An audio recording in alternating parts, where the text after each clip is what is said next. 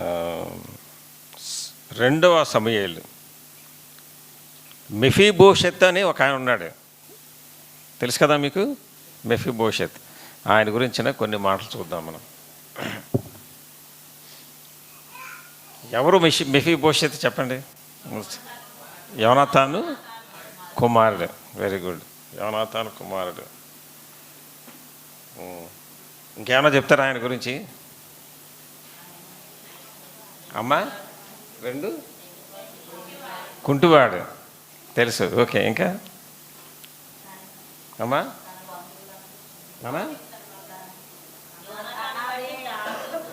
ఒక్కరు చెప్పండి. ఎలాగా? యోనాతాను బట్టి సహాయం చేయడానికి ఎవరైనా ఉన్నారని ఎవరు అడిగారు?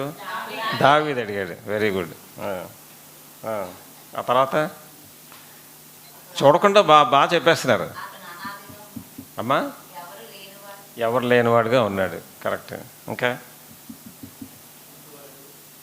మీరు కాదు, వీళ్ళు మీరును దాస్ కాదు, ఇద్దరికి ఛాన్స్ లేదు. లాజర్స్ కూడా లేదు. అంతేనా? ఇంకేమన్నా? మీకు ఛాన్స్ లేదన్నాను కదండి. వెరీ గుడ్, చాలా బాగా చెప్పారమ్మా. చాలామందికి మెఫీబోషెత్ అంటే ఎవరో తెలియదు, మీకు చాలా పెద్ద స్టోరీ అంతా తెలిసిపోయింది. దాస్ చెప్పాడా మీకు ఇంతకుముందు? సరే రండి, సమూయేలు 2వ గ్రంథం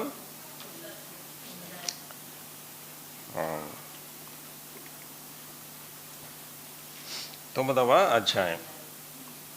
కొన్ని మాటలు చదుదాం అందులోంచి. మొదటి 4 వచనాలు కలిసి చదుదాం. మొదటి 4 వచనాలు కలిసి చదుదాం. 9వ అధ్యాయం 2వ సమూయేలు 9వ అధ్యాయం మొదటి 4 వచనాలు. యోనాతానును బట్టి నేను ఉపకారం చూపుటకు సౌలు కుటుంబంలో ఎవడైనాను కలడా అని దావీదు అడిగాను.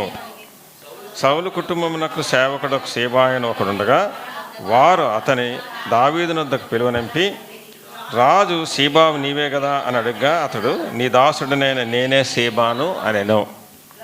రాజు, యెహోవా నాకు దయచూపినట్లుగా నేను ఉపకారం చేయుటకు సౌలు కుటుంబంలో ఎవడైనాను ఒకడు శేషించి ఉన్నాడా అని అడుగగా సీబా, యోనాతానుకు కుంటికాళ్ళు గల కుమారుడు ఒకడున్నాడని రాజుతో మనవి చేశాను.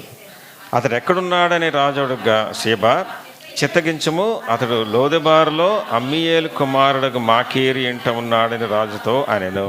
ప్రార్థన చేద్దాం. ప్రార్థన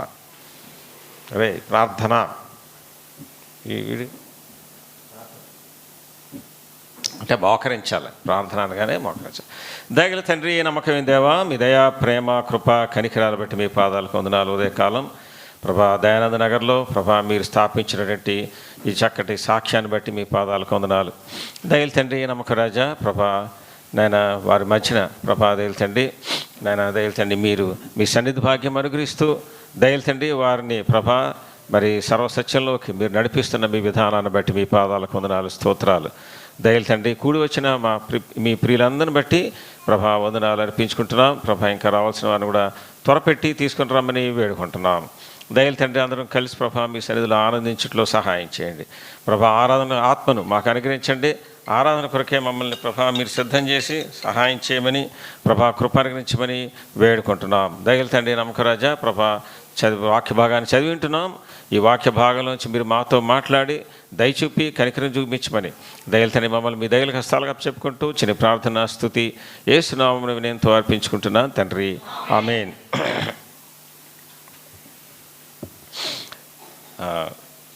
ఈ భాగంలో మీరు చెప్పినట్లుగా యోనాతాను కుమారుడు మెఫీబోషెత్. ఇక్కడ మెఫీబోషెత్ కాళ్ళు 2 కుంటివి అని అది కూడా చెప్పారు. చాలా సంతోషం. 4వ అధ్యాయంలో ఆయన ఎందుకు కుంటివాడయ్యాడో చెప్పాడు మనకి. అది కూడా చదువుదామా? 4వ వచనం, 4వ అధ్యాయం 4వ అధ్యాయం 4వ వచనం.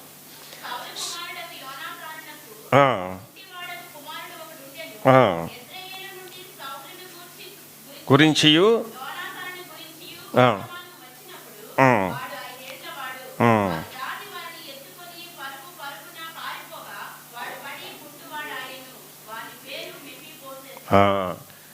అంటే ఒరిజినల్గా పుట్టినప్పుడు కుంటేవాడు కాదేనా, తర్వాత పరిగెట్టుకుని పాపం ఆ దాది తను తీసుకొని చంపేస్తారేమో అనుకుని పరిగెట్టుకుని పారిపోతుంటే పడిపోయి ఆయన కుంటివాడు అయిపోయాడు. అందువల్ల ఆయన కాళ్ళు కుంటివి అయిపోయినవి అని దైవగ్రంథంలో మనం చదువుతూ ఉంటాం. తర్వాత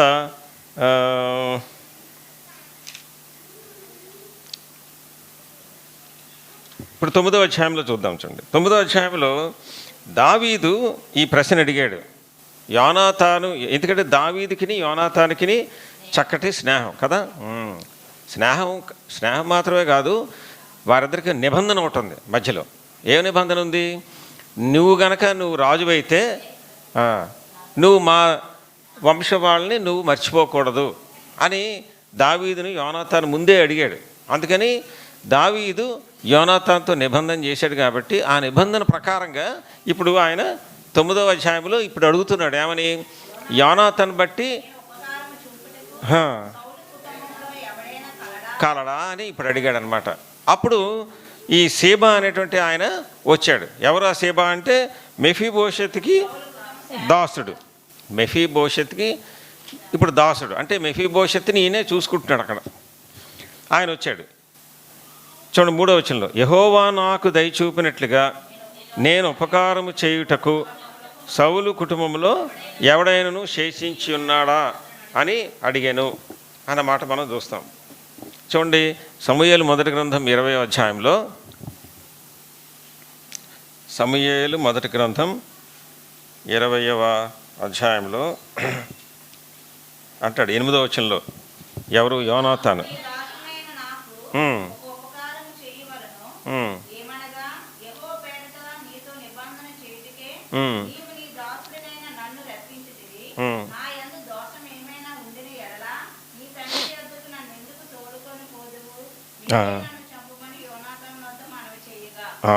ఇప్పుడు ఈ యోనాతానికి దావీదుకిని అక్కడ నిబంధన జరిగింది. 20వ అధ్యాయంలో ఆ నిబంధన జరిగింది. ఇప్పుడు చూడండి, 2 సార్లు దాని గురించి రాశాడు బైబిల్ గ్రంథంలో. 17వ వచనంలో చూడండి, అదే 20వ అధ్యాయం.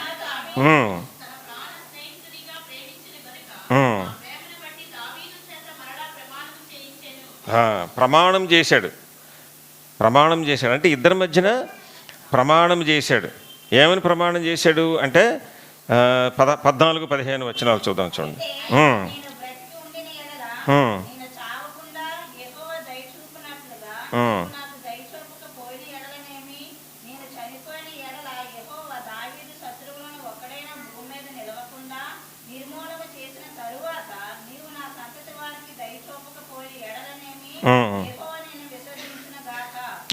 అది అంటే నా సంతతి వారికి నీవు దయచూపాలి అని ఆ నిబంధన ఒకటి చేశాడనమాట దావీదు. యోనాతాను దావీదుని అడిగాడు. అందుకని దావీదు ఆ ప్రమాణం చేశాడు. ఎందుకని? యోనాతాను దావీదుకి ప్రాణ స్నేహితుడు కాబట్టి ప్రమాణం చేశాడు. అంటే నేను గనక నా శత్రువులందరూ చనిపోయి నేను రాజు అయిన తర్వాత నేను నీ కుటుంబం వారికి నేను దయ చూపుతాను అన్న ప్రమాణం ఆయన అక్కడ చేసి ఉంటున్నాడు. 23వ వచనంలో అదే గ్రంథం. అయితే మనమిద్దరము మాట్లాడిన సంగతిని జ్ఞాపకము చేసుకున్నాము, నీకును నాకును సర్వకాలము యెహోవాయే సాక్షి. ఇప్పుడు అంటే దేవాది దేవుని ఎదుట సాక్ష్యం ఇప్పుడు పెట్టుకొని ప్రమాణం చేసుకున్నారు. 42వ వచనంలో అంతటా యోనా 40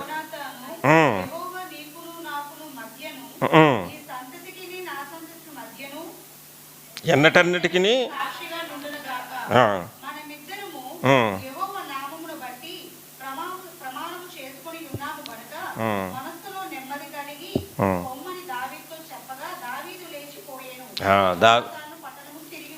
తిరిగి వచ్చాను. ఈ విధంగా ఆ ప్రమాణం జరిగింది. అంటే దావీదు రాజుగారు అవగానే ఈ యోనాతాను యొక్క సంతతికి ఆయన దయ చూపాలి. ఆ ప్రమాణాన్ని ఎక్కడ? దేవాది దేవుడి సాక్షిగా వాళ్ళు పెట్టుకుని దేవుడే దీనికి సాక్షి అన్నమాట అక్కడ వ్రాసి ఉంటాడు. ఎన్నటన్నిటికి నా సంతతికి నీ యెహోవా నీకును నాకును మధ్యన, నీ సంతతికి నా సంతతికి మధ్యన ఎన్నటన్నిటికీ సాక్షిగా ఉండునుగాక అన్నమాట కూడా రాశారు. అంటే యోనాతాను దావీదు తన సంతతి వారి పట్ల దయ చూపాలి అన్నటువంటిది ఒక ప్రమాణంగా పెట్టి దాన్ని ఎన్నటన్నిటికీ ఆ ప్రమాణం ఉండునుగాక అన్నమాట అక్కడ వ్రాసి ఉంటున్నారు. అందువల్ల ప్రియమైన వాళ్ళారా, మరి ఇప్పుడు దావీదు ఆ ప్రమాణం జ్ఞాపం చేసుకుని ఇప్పుడు యోనాతాన్ని ఆయన పిలిపిస్తున్నాడు అన్నమాట. ఇప్పుడు యోనాతాను ఇప్పుడు దావీదుని మనం దేవాది దేవుడితో మనం పోల్చుకున్నాం అనుకోండి, దావీదుని దేవునితో పోల్చుకున్నాం అనుకోండి, దేవుడు ఆయన ఎప్పుడో ప్రమాణం చేశాడు. ఏమని? తన బిడ్డలైన వారందరినీ రక్షించాలా అని ఆయన ప్రమాణం చేసుకున్నాడు. ఎందుకని? ఎప్పుడో అనుకున్నాడు ఆయన. ఎప్పుడు అనుకున్నాడు? ఎఫెసీయులకు రాసిన పత్రికలో 2వ అధ్యాయంలో. ఎప్పుడమ్మా? జగత్తు పునాది వేయబడక ముందే ఆయన అనుకున్నట్ట. ఏమని? వీరిని నేను వీరందరినీ కూడా నేను రక్షించాలి, నా బిడ్డలుగా నేను చేసుకోవాలని ఆయన ప్రమాణం చేసుకున్నాడు. ఎప్పుడో ప్రమాణం చేశాడు ఆయన. ఇప్పుడు ఆ ప్రమాణం చేసింది మన పట్ల ఆయన ఏం చేశాడు? దావీదు ఎలాగైతే ఈ ప్రమాణాన్ని నెరవేర్చాడో మన పట్ల కూడా ఆయన ఆ ప్రమాణాన్ని నెరవేర్చాడు. జగత్తు పునాది వేయబడక ముందే మనల్ని ఏర్పాటు చేసుకున్నాడు. అదేవిధంగా ఇంకో మాట ఉంది పేతురు రాసిన పత్రికలో. పేతురు రాసిన ఎక్కడది? మొదటి అమ్మా అదేనమ్మా.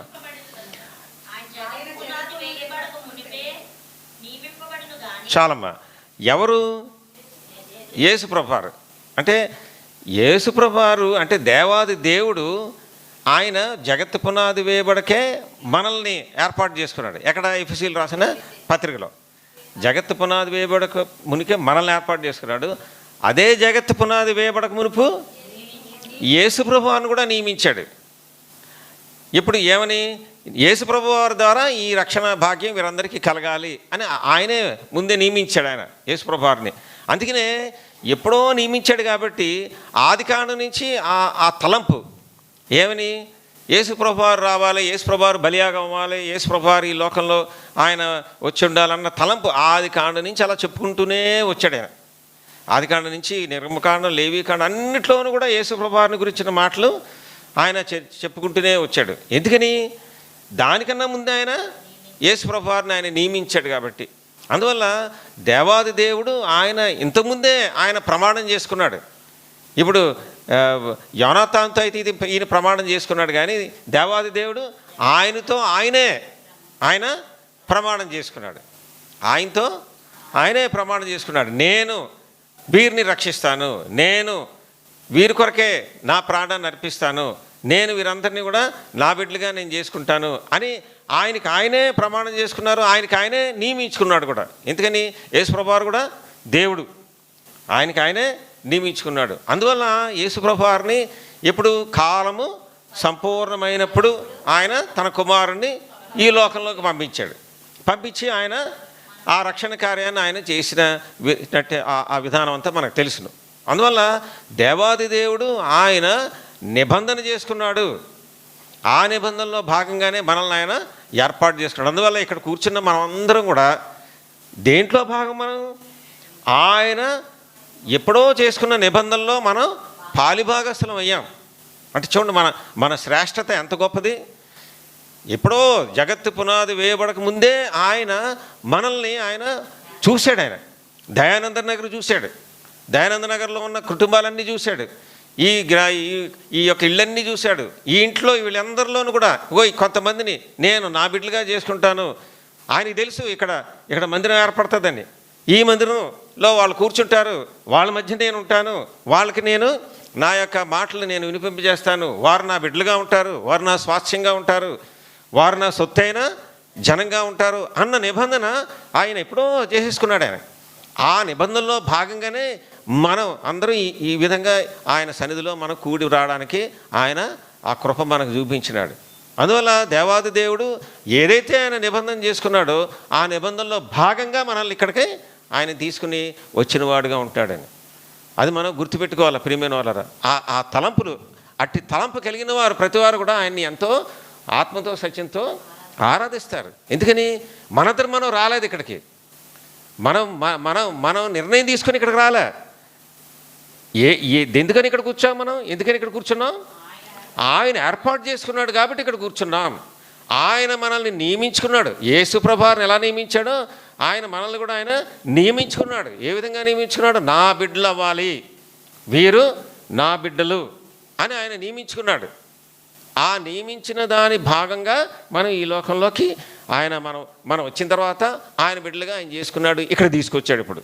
అందువల్ల ఏ వ్యక్తి కూడా దేవుని యొక్క సన్నిధిలోకి యేసు ప్రభువు వారి యొక్క బిడ్డగా మారడానికి వారి ఘనత కాదు. అదేవిధంగా వారికి ఎవరో సువార్త చెప్పారు కాబట్టి వాళ్ళు మారిపోయారు, అది కూడా ఘనత కాదు. సువార్త చెప్పడం మన విధి, మనం ప్రకటించడం మన విధి, అంతవరకే. ఎవరు ఆయన సన్నిధికి వస్తారు, ఎవరు ఆయన సన్నిధిలో కూర్చుంటారు అన్నది ఆయన నియామకం దాన్ని బట్టి ఉంటుంది, అది ఆయన నిబంధనను బట్టి ఉంటుంది. అందువల్ల ఈ స్థలంలో మనం ఇప్పుడు ఇలా కూర్చున్నామంటే అది దేవుని యొక్క ఏర్పాటు ప్రకారంగా, ఆయన నిబంధన ప్రకారంగా మనం ఇక్కడికి వచ్చి మనం కూర్చున్నాము అన్న సంగతిని మనం గ్రహించిన వారం అయితే అప్పుడు వెంటనే మనకి ఆరాధన ఆత్మ మనకి వస్తుంది. ప్రియమైన వారు, ఎప్పుడైతే మనం దేవాది దేవుడు మనకు చేసినటువంటి గొప్ప కార్యాన్ని జ్ఞాపకం చేసుకుంటామో వెంటనే ఆయన ఆరాధించడానికి మన నోరు తెరవడానికి వీలవుతుంది.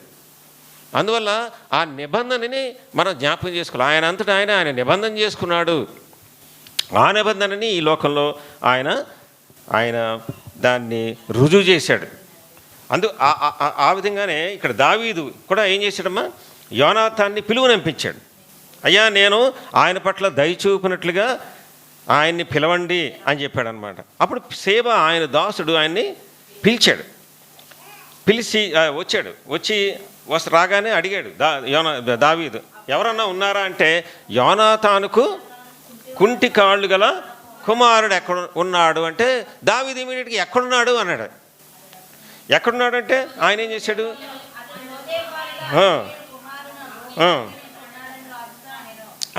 రాజుతో ఆయనను ఎక్కడున్నాడమ్మా ఆయన? దాని అర్థం తెలుసా అమ్మా? కరెక్ట్, మేతలేని స్థలము. చాలు. లో అంటే ఇది హిబ్రూ భాషలో లోదెబార్ అన్నది హిబ్రూ భాషలో ఉన్నదమ్మా. లో అంటే ఎప్పుడన్నా సరే లేదు అని అర్థం. లో అంటే లేదు, అంటే నెగిటివ్ ఎప్పుడు కూడా. దెబార్ అంటే పచ్చిక. దెబార్ అంటే పచ్చిక, అంటే పచ్చిక లేదు. పచ్చిక లేదంటే ఈ పాప చెప్పినట్టుగా మేత లేదు. అంటే పశువులకి పచ్చిక లేకపోతే ఏంటి? ఎండిపోయినది అంటాం అనమాట. ఎండిపోయిన స్థలము అంటాం దాన్ని. లో దెబార్ అంటాం. చూడండి, దానికి మీకు ఇంకా కరెక్ట్గా కావాల్సి వస్తే హోషే గ్రంథం చూడండి. హోషే గ్రంథంలో ఇదే సేమ్ కనిపిస్తుంది మనకి. అంటే ఇది హీబ్రూ భాషలో అర్థం కనిపిస్తుంది. హోషే మొదటి అధ్యాయం ఏమనుంది అక్కడ?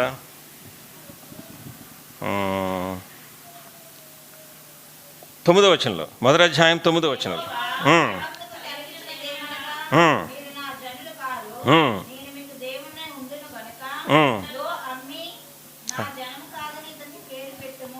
అదనమాట. లో అమ్మి అన్నాడు. అమ్మి అంటే నా జనము. ఇంకోటి కూడా తెలుసుకోండి, ఎప్పుడు కూడా హెబ్రూ భాషలో ఈ వచ్చిందనుకోండి అంటే నా అని అర్థం. అంటే మీరు బాగా నేర్చుకుంటున్నారు కాబట్టి ఈ విషయాలన్నీ మీరు కూడా తెలుసుకుంటే మంచిది. ఈ అని వస్తే ఆమ్ అంటేనేమో జనము అని అర్థం అమ్మా హీబ్రూ భాషలో, ఆమ్. ఎందుకంటే ఇది చాలా చోట్ల వస్తుంది ఈ దీని అర్థం అంటే ఇలాంటి యూసేజ్ అనమాట. ఇలాగ పలకడం అన్నది. ఈ అంటే నా అని అర్థం, ఆమ్ అంటే ప్రజలు అని అర్థం. అంటే ఆమ్ ఈ అమ్మి అంటే నా ప్రజలు అని అర్థం అనమాట సింపుల్గా. అదే మనకు చూడండి, మీకు తెలిసే ఉంటుంది. ఏల్ అంటే ఏంటి? బెయితేల్ అంటే ఏంటి? బెయితేల్ అంటే బెయిత్ అంటేనమ్మా ఇల్లు అని అర్థం. బెయిత్ అంటే ఇల్లు. ఏల్ అంటే దేవుడు అని అర్థం అమ్మా. ఏల్ అంటే దేవుడు. అది బేతేల్ అంటే ఏంటి? దేవుని ఇల్లు. ఇప్పుడు ఏల్ అంటే దేవుడు కదా, ఏలి ఇందాకేంటిది? అమ్మి. అలాగే ఏలి అంటే నా దేవుడు. అది సరే మీకు వచ్చింది అది. ఇప్పుడు ఎక్కడన్నా సరే మీకు ఏలి అలాంటిది వచ్చిందనుకోండి, అదే అర్థం ఏంటి? నా దేవుడు అని అర్థం అనమాట. అది అలాగనమాట. ఆ తర్వాత ఇంకా చాలా ఉన్నాయి ఇలాంటివి. అబ్బంటేనేమో ఏంటిది? అబ్బంటే తండ్రి. అబ్బా అంటాం కదా, అబ్బా అంటే తండ్రి కదా. అబ్బ అంటే తండ్రి. అబి అంటే నా తండ్రి అని అనమాట. అబియేజర్ అనేది ఉంది కదా, ఒక పేరు ఉంటుంది అబియేజర్. లేదంటే అవన్నీ కూడా అలా వచ్చినవన్నీ కూడా అంటే అర్థం ఏంటి? ఏజర్ అంటే హెల్ప్ అని అర్థం. అంటే హెల్ప్ అంటే సహాయం అని అర్థం. అబియేజర్ అంటే ఏమైంది? ఇప్పుడు నా దేవుడు సహాయము అలా వచ్చిందనమాట. అందువల్ల మన పేరులోనే మనకు చాలా విషయాలు అర్థమైపోతాయి. అంటే దేవుని యొక్క తలంపులన్నీ అర్థమైపోతుంటాయి అనమాట పేరులోనే. అదేవిధంగా ఇక్కడ యెహోషువ ఏమన్నాడు? నా జనం కారు మీరు అని వాళ్ళకి ఏం పేరు పెట్టారట? లో అమ్మి అని పేరు పెట్టారన్నమాట. అంటే నా జనం కాదు అని అర్థం. వాళ్ళని ఏం చేశాడు? కిందన అక్కడ 10లో అనుకుంటాను, చూడండి 10లో, మీరు నా జనులు కారన్న మాట జనులు రెండో అధ్యాయం మొదటి వచ్చలోనమ్మా. మీరు నా జనులని.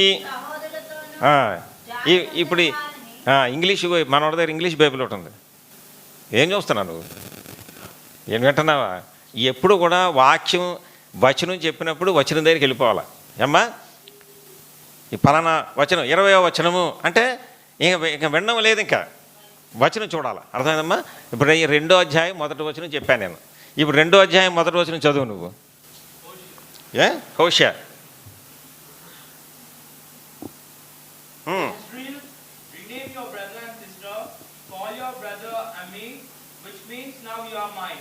చూసారు అక్కడ ఉంది, కాల్ యువర్ బ్రదర్ అమ్మి which means my you are mine అంటే నా జనులు అని అర్థం ఉంటుంది. అమ్మి అంటే నా జనులు. పైనమ్మా 1వ అధ్యాయం 9వ వచనంలో లో అమ్మి అంటే నా జనులు కారు అంటే లో. అక్కడ ఏమి యాడ్ అయింది? లో యాడ్ అయింది అనమాట. లో అనగానే నో వచ్చింది అక్కడ, అంటే లేదు అని వచ్చింది అనమాట. అదేవిధంగా ఇప్పుడు మన దగ్గరికి వచ్చేద్దాం, ఇది ఒకటి తెలుసుకోవడానికి. ఇవన్నీ వెనక్కి వస్తే లో దెబార్, లో దెబార్ అదనమాట. రెండు యాక్చువల్గా 2 మాటలు అవి. లో దెబార్ అంటే పచ్చిక లేదు, ఆ స్థలంలో ఉన్నాడు అనమాట. ఎవరైనా మెఫీబోషెత్ గారు ఉన్నారు అక్కడ, పచ్చిక లేని స్థలంలో ఉన్నాడు. ఇప్పుడు ఈ మెఫీబోషెత్ పచ్చిక లేని స్థలంలో ఎవరింట్లో ఉన్నాడు? దాని అర్థం కూడా మీకు తెలుస్తుందేమో చెప్పండి. అమ్మబడిన వాడు. ఎగ్జాక్ట్లీ. ఆయన ఎవరమ్మా? అమ్మబడినవాడు, సోల్డ్ అంటాడు. అంటే అమ్మబడినవాడు అంటే ఎక్కడున్నాడు చూడండి, పచ్చిక లేని స్థలంలో ఉన్నాడు, అమ్మబడినవాడు. ఎవరికి గుర్తు? అమ్మబడినవాడుగా ఉన్నాడు అంటే వెంటనే అంటే మనమే గుర్తొస్తాం కదా. మనం ఎవరు? మనం అమ్మబడిన వాళ్ళము. పాపము చేయ ప్రతివాడును పాపమునకు దాసుడు అని ఉంది. రోమీలు రాసిన పత్రికలోన ఓ మాట ఉంది, మనం అమ్మబడిన వారం అని ఉంటుంది. ఎక్కడది? రోమీలు రాసిన పత్రికలో చూడమ్మా, అక్కడే అనుకుంటాను.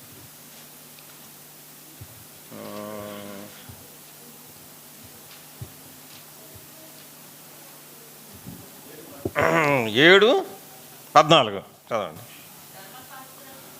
ధర్మశాస్త్రం ఆత్మ సంబంధమైనదని ఎరుగుదుము, అయితే నేను పాపమునకు అమ్మబడి శరీర సంబంధినై ఉన్నాను అన్నమాట చూస్తాం మనం. పాపమునకు అమ్మబడి. ఇక్కడ ఈ మెఫీబోషెత్ కూడా ఎవరింట్లో ఉన్నారంటే మాకీరు గారింట్లో ఉన్నాడు అన్నమాట మనం చూస్తాం. 50వ అధ్యాయం యెషయా గ్రంథం 50వ అధ్యాయం మొదటి వచనం. యెషయా గ్రంథం 50వ అధ్యాయం.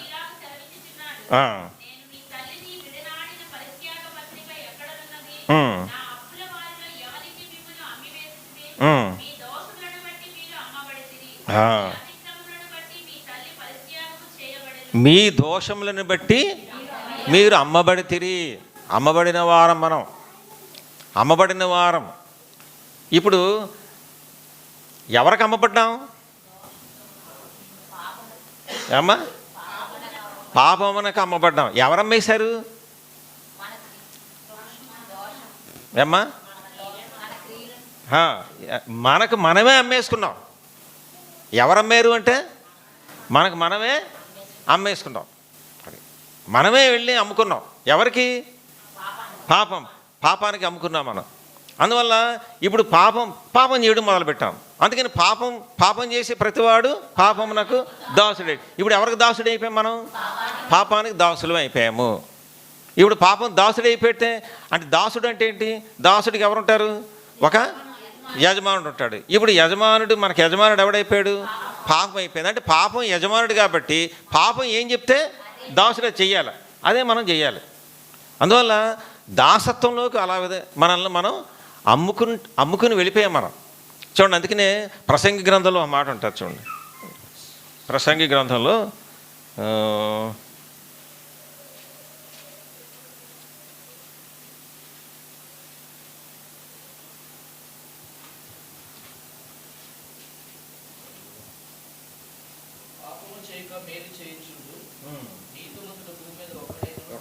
ఓకే, అది కరెక్టే.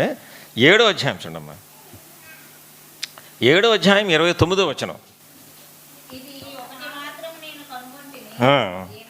ఏమనగా దేవుడు నరులను యథార్థవంతులుగా పుట్టించెను, కానీ వారు వివిధమైన తంత్రములను కల్పించుకొని ఉన్నారు. అది చూసారమ్మా, దేవుడు యథార్థవంతులుగా పుట్టించాడు అంటే మంచివాళ్ళుగా పుట్టించాడు. అంటే ఎలాగ మంచివాళ్ళుగా అంటే పాపము లేనివారుగా పుట్టించాడు. కానీ ఏం చేశారట వారు వివిధమైన తంత్రములను కల్పించుకున్నారు. ఆ తంత్రాలు ఏమిటంటే పాపం అన్నమాట. అందుకని పాపానికి దాసులు అయిపోయాం. పాపానికి మనల్ని మనమే అమ్ముకున్నాము. అందుకనే దేవాది దేవుడు ఈ లోకంలోకైనా రావాల్సి వచ్చి ఆయన ఏం చేశాడు? ఆయన మనల్ని పాపము నుండి విడిపించెను అంటే విమోచించెను. 2 మాటలు, ఆ 2 చాలా చక్కటి మాటలు. విమోచించెను అంటే అర్థం ఏంటమ్మా? విడుదల కలిగించెను అని. కొనుక్కున్నాడు. యాక్చువల్ మాట ఏంటంటే కొనుక్కున్నాడు. దానికి గ్రీకులో భాష ఏంటంటే అగరాజో అని ఉంటుంది. అగరాజో అంటే మార్కెట్లో నుంచి కొనుక్కున్నట్టు అనమాట. అగరావో ఏదో ఉంటే అది మార్కెట్ అని అర్థం. మార్కెట్లో నుంచి కొనుక్కున్నాడు. ఏ మార్కెట్? పాపం మార్కెట్లో నుంచి కొనుక్కున్నాడు అని అర్థం అనమాట. దాని అర్థం ఏమ్మా? కొనుక్కున్నాడు. ఎందుకని కొనుక్కున్నాడంటే మనం అమ్మేసుకున్నాం కాబట్టి మనల్ని ఆయన కొన్నాడు. అదే ఆ కొన్నాడు అనే మాట కూడా చాలాసార్లు మనకి బైబిల్లో వస్తుంటుంది. కొనుక్కున్నాడు ఎందుకని అమ్మబడ్డాం కాబట్టి. అందువల్ల ఈ మెఫీబోషెత్తు ఎవరు మాకీరింట్లో ఉన్నాడంటే అమ్మబడిన వాడుగా ఉన్నాడు కాబట్టి అక్కడ నుంచి దేవాది దేవుడు మనల్ని ఆయన కొనుక్కున్నాడు అని మనం చూస్తాం. చూడండి 2వ సమూయేలు గ్రంథంలో 2వ సమూయేలు గ్రంథం ఏమా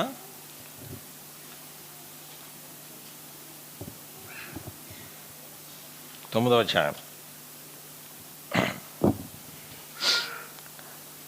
లోదెబారులో అతడు అమ్మీయేలు కుమారుడగు మాకీరి ఉన్నాడని రాజుతో అనెను అన్నాడు.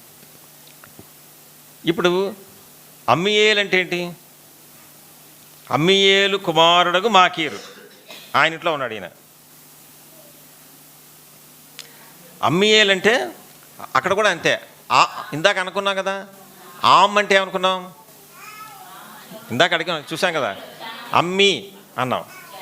నామ్ అంటే జనము, అమ్మి అంటే నా జనము. ఏల్ అంటే ఏమనుకున్నాం? దేవుడు అనుకున్నాం. అమ్మి ఏల్. ఇప్పుడు చెప్పండి, దీని అర్థం మీకు తెలిసిపోతుంది. నా జనము దేవుడు, నా జనము దేవుడు అని మాట మనం చాలా విధాలుగా దాన్ని అర్థం చేసుకున్నారు చాలామంది. అంటే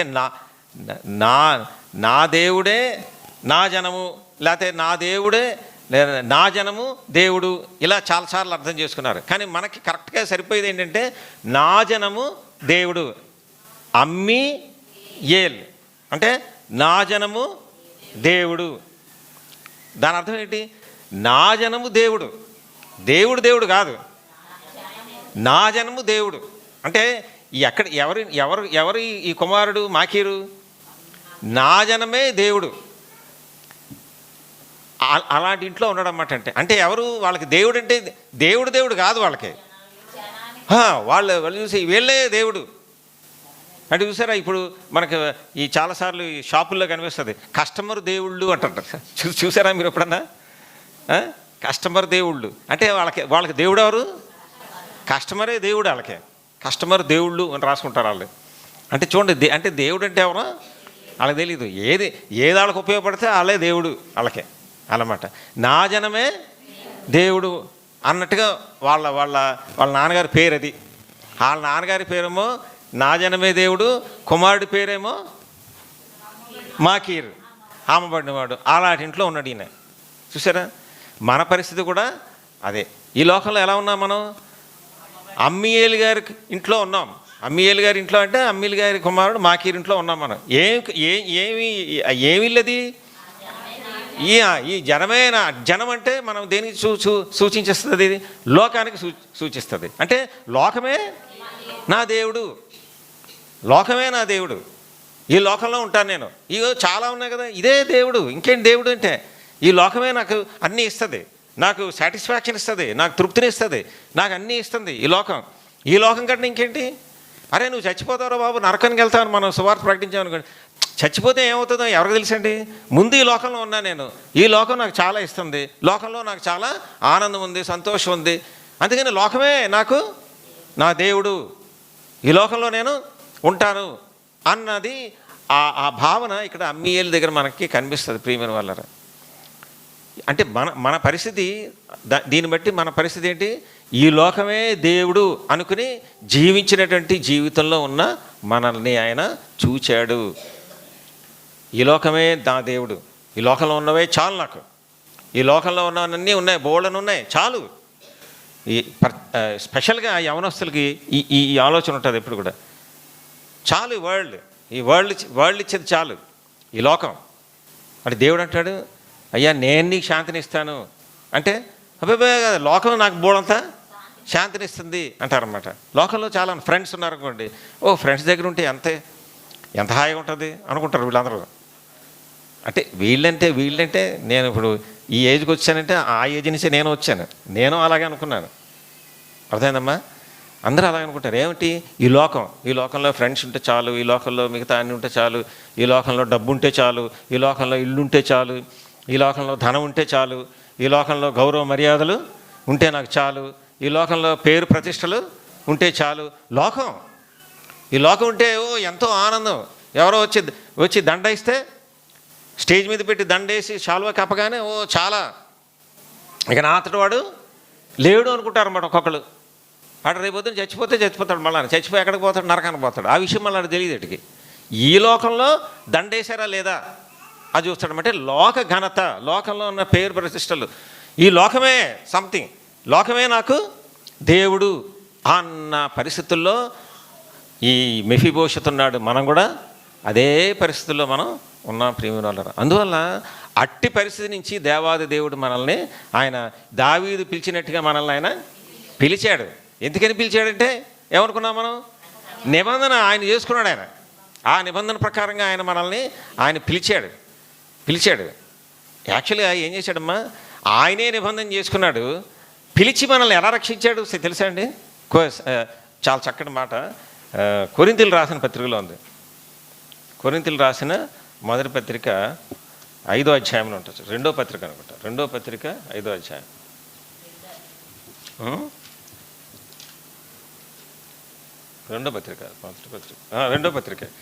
రెండో పత్రిక కొరింథీయులు రాసిన 2వ పత్రిక 5వ అధ్యాయం 19వ వచనం. అదేమనగా దేవుడు వారి అపరాధములను వారి మీద మోపక క్రీస్తునందు లోకమును తనతో సమాధానపరచుకొనుచు ఆ సమాధాన వాక్యమును చాలా చక్కటి మాట అండి, నాకు చాలా ఇష్టం ఈ మాట. ఏముంది అందులో? వారి అపరాధములను వారి మీద మోపక క్రీస్తునందు లోకమును తనతో సమాధానపరచుకుంటునేమో.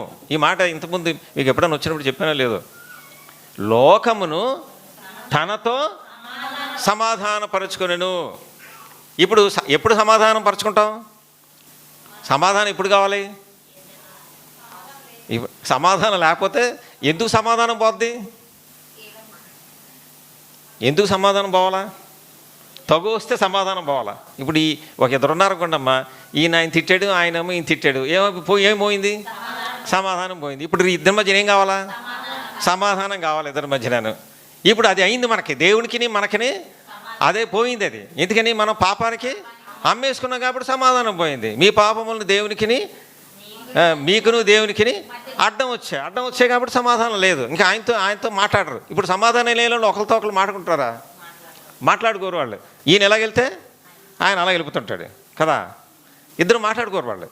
ఇప్పుడు సమాధానం లేదు. ఇప్పుడు సమాధానం లేని వాళ్ళకి సమాధానం కావాలా? దేవునికి మనకి సమాధానం లేదు. ఇప్పుడు ఎవరు తప్పు చేశారు? తప్పు చేసిన మనం. ఇప్పుడు ఇద్దరి మధ్యన వాళ్ళు తిట్టాడు, ఎవరు సమాధాన పడాలా? ముందు తిట్టినోడు వెళ్ళి సమాధాన పడాలా? అయ్యా తిట్టాను, పొరపాటు అయిపోయిందండి, సారీ అండి అని చెప్పుకోవాలా. ఎవరితో? ఎవరినైతే తిట్టాడో వాళ్ళని చెప్పాలా. ఇప్పుడు ఎవరి వల్ల సమాధానం పోయింది? దేవునికి మనకిని మన వల్ల పోయింది. ఇప్పుడు ఎవరు వెళ్ళి సమాధానం పడాలా? మనం వెళ్ళి సమాధానం పడాలా. అది కాదుట ఇక్కడ జరిగింది. ఏమన్నాడు ఇక్కడ? మోపక క్రీస్తునందు లోకమును తనతో సమాధానపరచుకును. అంటే అర్థం ఏంటమ్మా? ఆయనే వచ్చి, అంటే మన దగ్గరికి వచ్చి, లోకం అంటే ఎవరు? మనమే. ఆయనే మన దగ్గరికి వచ్చి ఆయనే సమాధానాన్ని తీసుకొచ్చేట. అంటే మనలో ఉన్నటువంటి సమాధానం ఎందుకు పోయింది? మనకి ఆయనకి మధ్యన పాపం ముందుగాడు పోయింది. ఈ పాపాన్ని తీసివేశాడు అనమాట. అందుకని ఆయనే వచ్చి ఆయనే మన పాపాన్ని తీసివేసి ఇప్పుడు నాతో సమాధానం పడండియ్యా, సమాధానం పరుచుకున్నాడు. అలాగా అంటే మన కార్యం ఏమైనా ఉందా? ఏమీ లేదు మన కార్యం. ఆయనే లోకమును తనతో సమాధానపరుచుకొనెను. అంటే మనం ఏం చేయాలా? అందుకనే యోహాను రాసిన మొదటి పత్రికలో ఉంది, ఆయనే మొదట మనల్ని ప్రేమించిన మాట మనం చూస్తాం కదమ్మా. యోహాను పత్రికలో ఎంతమంది? అది కాదు ఇక్కడమ్మా, పత్రికలో, యోహాను పత్రికలో 4లో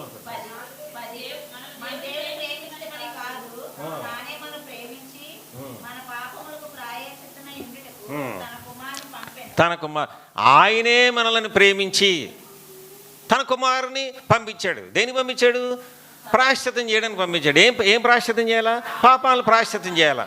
అంటే పాపాలను ప్రాయశ్చిత్తం చేయడం ద్వారా ఆయన మనల్ని దేవునితో సమాధానపరుచుకుంటాడు. అంటే ఆయనే అన్ని కార్యాలు చేసేసాడు అన్నమాట. అందుకనే ఆ మాట రాశాడు. అదే 20వ వచనంలో 19లో కూడా ఆయనే మొదట ప్రేమించిన కనుక అన్న మాట మనం చూస్తాం. అందువల్ల ఆయనే మనల్ని ప్రేమించాడు. లోకమును తనతో సమాధానపరచుకొనెను. ఆ మాట చూస్తే నాకు చాలా, ప్రభా నేను రాలేదు నీ దగ్గరికి, నువ్వే నా దగ్గరికి వచ్చావేంటి? నేను కదా నీ దగ్గర రావాలా? నేను కదా తప్పు చేసింది నీ దగ్గర నీకు వ్యతిరేకంగా.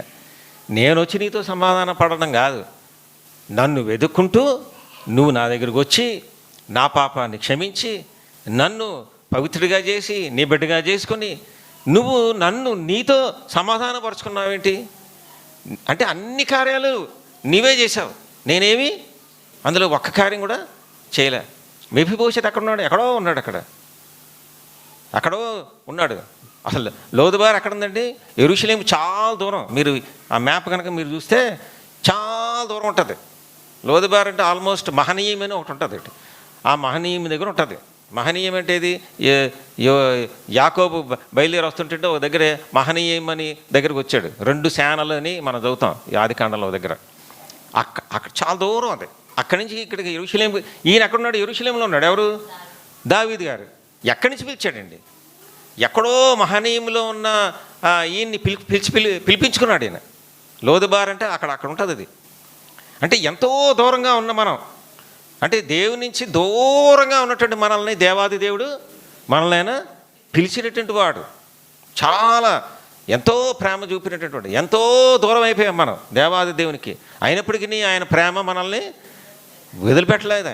ఆయన మనల్ని ప్రేమించినటువంటి వాడు. మొదట ఆయనే ప్రేమించాడు. ఆయన చూడండి ఎంత చక్కటి శ్రేష్టమైన కార్యం మనకి ఆయన చేశాడు. ప్రేమ లోదబారులో ఉన్నటువంటి మనల్ని, దూరంగా ఉన్నటువంటి మనల్ని ఆయన పిలిపించి ఆయన తీసుకొస్తే అప్పుడు చాలా విషయాలు ఉన్నాయమ్మా. అవన్నీ చెప్పడానికి చాలా టైం అయిపోయింది. కొన్ని చూద్దాం అంతే. సమూయేలు 2వ గ్రంథం అక్కడ ఒక మాట అంటాడు 8వ వచనంలో, చచ్చిన కుక్క వంటి వాడనైన నా ఎడల నీవు దయచూపుటకు,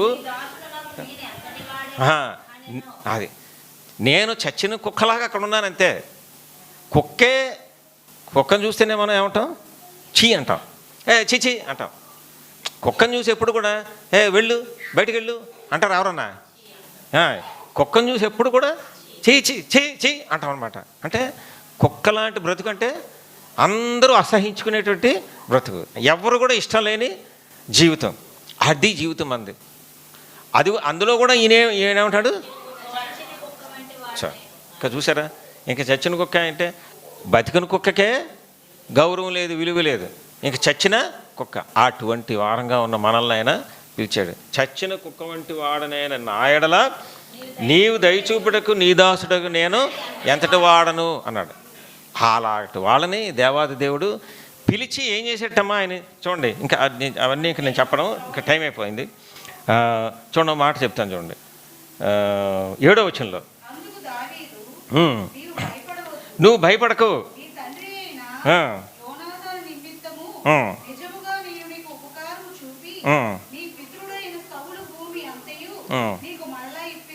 అది అంటే నీ తండ్రి అయిన యోనాతాను అంటే నేను, ఇదేంటిది నీ తండ్రి అయిన యోనాతాను ఎందుకన్నాడు? నిబంధన ఉంది కాబట్టి, నేను ఆయనతో నిబంధన చేశాను కాబట్టి దాని నిబంధన నిమిత్తం నిన్ను ఏం చేస్తా? నీకు ఉపకారం చేస్తా. ఆ తర్వాత మరలా ఇస్తాను, నీ భూమి అంతా ఇస్తాను. భూమి అంటే స్వాచ్ఛము అర్థం అనమాట. భూమి అంటే ఏదమ్మా? స్వాచ్ఛము. అది భూమి అంటే స్వాచ్ఛం. మనకేది స్వాచ్ఛము? పరలోకం స్వాచ్ఛము. అందుకని ఆ పరలోకం స్వాచ్ఛంగా ఉందని మనకి ఈ లోకంలో ఆయన ఏం చెప్పాడు? ఏమిచ్చాడు? దానికి ఒక గ్యారంటీ, ఒక పురుణిలాడిది ఇచ్చాడు. ఏమిటది? ఎవరమ్మా? పరిశుద్ధాత్మ దేవుడు. ఏమా? పరిశుద్ధాత్మ దేవుణ్ణి ఆయన ఒక పురోణి అంటాం కదా, మనం పేపర్లు రాసుకునేటప్పుడు పురోణి అంటాం. అంటే అడ్వాన్స్ ఇస్తాం, మొత్తం డబ్బులు ఇచ్చాము. స్థలం కొన్నారనుకోండి, స్థలం కొంటే డబ్బులు మొత్తం అన్నీ ఇచ్చేస్తారు. ఏంటి దాని ముందే రాసుకుంటారు? చిన్న పేపర్ ఒకటి రాసుకుంటారు అన్నమాట, ఒక స్టాంప్ పేపర్ రాసుకుని ఇగో అడ్వాన్స్ తీసుకోండి, ఒక 10,000, 20,000, 30,000. అంటే అర్థం ఏంటి? ఇది ఎవరికి ఇంకా అమ్మకండి, నాకే అమ్మాలి మీరు, నేను రేపు పొద్దున మీకు డబ్బులన్నీ మీకు ఇచ్చేస్తాను అని చిన్న ఒక అడ్వాన్స్ రాసి పురోణి అంటారు. మరి మీరేమంటారు నాకు తెలియదు. అది రాసుకుంటాం. అలాగా దేవాది దేవుడు ఏం చేశాడు మనకి? పరిశుద్ధాత్మ దేవుని. దేనికి పరిశుద్ధాత్మ దేవుడు? దేనికి పురోణి? అది ల్యాండ్కి. ఆ ల్యాండ్ కొంటాం కాబట్టి పురోణి రాసుకుంటాం. అలాగే ఏ ల్యాండ్, ఏ స్వాస్థ్యము? పరలోకం సాక్ష్యం అన్నమాట మనకి. అందుకని నేనేమన్నాడు? నీ పితరుల భూమి అంతా కూడా నీకు ఇచ్చేస్తా, అంటే నీ స్వాస్థ్యం అంతా నీకు మళ్ళా వచ్చేస్తుంది, ఏం పర్వాలేదు అని చెప్తున్నాడు ఆయన. తర్వాత ఏమన్నాడు? ఇంకో మాట అన్నాడు, మరియు నీవు సదాకాలము నా బల్ల యొద్దనే భోజనం చేయదువు. నా బల్ల యొద్ద భోజనం చేస్తావు నువ్వు ఎప్పుడు కూడా. అంటే ఇప్పుడు చచ్చిన కుక్క, లోదుబారులో ఉన్న కుక్క ఎక్కడ? అమ్మీయేలు కుమారుడు మాకీరి ఉన్నటువంటి ఈ చచ్చిన కుక్క ఇప్పుడు ఎక్కడికి వచ్చింది? ఈ కుక్క ఎక్కడో లోదుబారులో ఉన్న కుక్క యెరూషలేముకి వచ్చింది. యెరూషలేములో కూడా రాజుగారి దగ్గరికి వెళ్ళిపోయింది, రాజుగారి బల దగ్గరికి వెళ్ళిపోయింది, రాజుగారితో సమానంగా వచ్చేసింది. ఇప్పుడు రాజుగారితో సమానం వచ్చింది. రాజుగారు ఏం తింటే అదే తింటాడు ఈయన కూడా సదాకాలం. ఇప్పుడు ఒకసారి కాదట, సదాకాలం నీవు నాతో భోజనము చేయదువు అన్నాడు. అట్టి స్థితి మనకు ప్రభు అనుగ్రహించాడు. చూడండి, అందుకనే పరమగీతంలో ఆ మాట ఉంటుంది కదా, మనకు తెలుసు అందరికీ. అది పరమగీతంలో ఏముంది?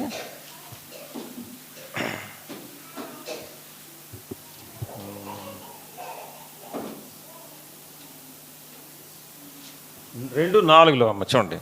పరమగీతం నా మీద ప్రేమను ధ్వజముగా ఎత్తెను అంటే అంత ప్రేమించాడు దేవాది దేవుడు మనల్ని. నా మీద ప్రేమను ధ్వజముగా ఎత్తెను. ధ్వజం అంటే జెండా. జెండా ఎప్పుడు జెండా ఎగరేస్తారు? విజయం వస్తే ఎగరేస్తారు. అంటే విజయం ఇచ్చాడు నాకు. విజయం ఇచ్చి ఏం చేశాడు? విందుశాలకు నడిపించాడు. నడిపించాడు అంటే విందుశాల అంటే ఆయన విందుశాల, ఆయన ఉండేటువంటి స్థలం, ఆయన తినేటువంటి భోజనం, ఆయన దగ్గరికి తీసుకొచ్చాడు మనల్ని. ఆయన ఏమంటాడు ఇప్పుడు? నన్ను విందుశాలకు తోడుకొని వచ్చాను. అలాగే మెఫీబోషెతు ఏమన్నాడమ్మా? ఇప్పటి నుంచి నువ్వు నా దగ్గర నా బల్ల యొద్దనే భోజనము చేయవాడవుతావు. ఎలా చేస్తాడు బల్ల దగ్గర? మామూలుగా దాసుడిగా కాదు, చచ్చిన కుక్కలా కాదు. 11వ వచనంలో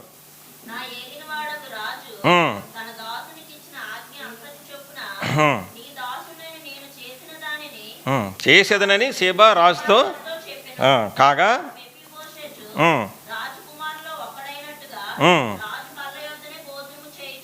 చూడండి, రాజు బల్ల యొద్దనే ఎలా?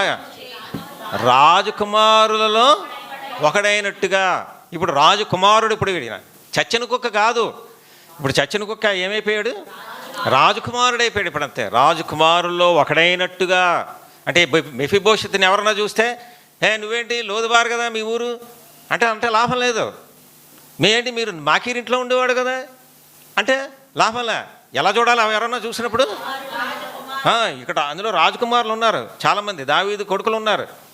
వాళ్ళ కొడుకులతో సమానంగా ఈయన చూడాలా. అంతే తప్ప నువ్వు లోదుబారా, నువ్వు దయానంద నగరా, నువ్వు అక్కడ పూర్గుడిసులో ఉన్నావా, అది చూడడం లేదు. ఇప్పుడు దేవుడు ఎవరు? నువ్వు దేవుని బిడ్డవి, నువ్వు రక్షించబడిన దానివి, రక్షించబడిన వాడివి.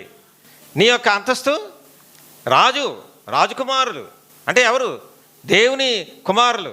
దేవుని కుమారుల్లో ఒకళ్ళుగా మనల్ని ఆయన చేసాడు. ఆయన ఆ అంతస్తులో ఇప్పుడు చూస్తున్నాడు.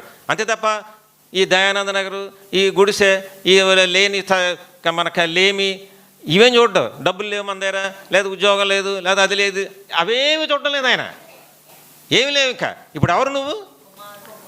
నా కుమారులు నువ్వు. అంతే. అంటే ఏం చేశాడు? అందరినీ సమానంగా చేసేసాడు. అంతే. అందుకనే సంఘంలో అందరూ కూడా ఎవరమ్మా? సమానం. అందరూ కూడా, ఎవరు కూడా ఎక్కువ తక్కువ లేదు. 4 బట్టలు వేసుకుంటే ఎక్కువ కానే కాదు, లేదా ఏదో కారు ఉంది కాబట్టి ఎక్కువ కాదు. అందరూ ఒకటే. అందరినీ సమానంగా ఆయన చేశాడు. రాజకుమారులలో ఒకడైనట్టుగా చేశాడు. అంతే. అందరినీ నా సంఘము అనేటువంటి దానిలో తీసుకొచ్చాడు. ఎవరి సంఘం అది? నా సంఘము, నాది. ఆయన సంఘంలో హెచ్చు దగ్గర ఎవరుంటారు అంటే ఆయనకన్నా గొప్పవాళ్ళు ఎవరుంటారు? అసలు ఆయనకన్నా గొప్పవాళ్ళు ఎవరు లేరు. అందరూ ఆయన ఎదుట అందరూ సమానంగా చేసుకున్నాడు. అది సంఘం. ఆ సంఘంలో మనల్ని ఆయన పెట్టుంటున్నాడు. రాజకుమారుల్లో ఒకడైనట్టుగా చేశాడు. అందుకనే మనల్ని ఏం చేశాడు? మరి రాజులైనా చేశాడు. అట్టి క్రియ దేవాది దేవుడు మనకు చేశాడు. కాబట్టి అసలు ఇన్ని ఒకటి చేస్తేనే చాలా. 2 రూపాయలు ఇస్తే ఎక్కడన్నా మనకి ఇదైతే చాలా థ్యాంక్ యూ అని 1,00,000 సార్లు చెప్తాం మనం. 2 రూపాయలు ఇస్తే ఎన్ని చేశాడండి? 1, 2 అమ్మా? మనకి ఎందుకు చేశాడు ఇవన్నీ? మనం ఏమైనా చేసామా? ఏం చేయాలా? కేవలం ఆయన ఒకటే మాట్లాడిగాం. ఏమని? ప్రభా, నా పాపాన్ని క్షమించండి, నన్ను మీ బిడ్డగా. ఒక్క మాట చెప్పినందుకు ఆయన ఎన్ని కార్యాలు చూసాడు. జగత్తు పునాది వేయబడక ముందు ఏర్పాటు చేసుకోవడం దగ్గర నుంచి, ఆయన నిబంధన చేసుకోవడం దగ్గర నుంచి, నిబంధన జ్ఞాపకం చేసుకోవడం దగ్గర నుంచి, ఎక్కడో లోదుబారులో ఉన్న తీసుకురావడం దగ్గర నుంచి, మాకీరింట్లో ఉన్న వాళ్ళని, అమ్మబడిన వాడిని తీసుకొచ్చి అక్కడ అమ్మబడ్డం అంతా, ఆ స్టేటస్ అంతా తీసేసి ఆయన రాజుగారు బల దగ్గర పెట్టి ఆయన రాజకుమారుల్లో ఒకటిగా చేసుకుని ఎన్ని చేశాడండి. ఇన్ని చేసిన దేవాది దేవుని మనం ఆరాధించ బద్దులమే ఉంటాం కదమ్మా. సో ఈ మాటలు జ్ఞాపకం చేసుకుని ఆయన ఆరాధించడానికి ప్రభు మనకి సహాయం చేయను గాక. రండి తమ్ముడు రామ్మ.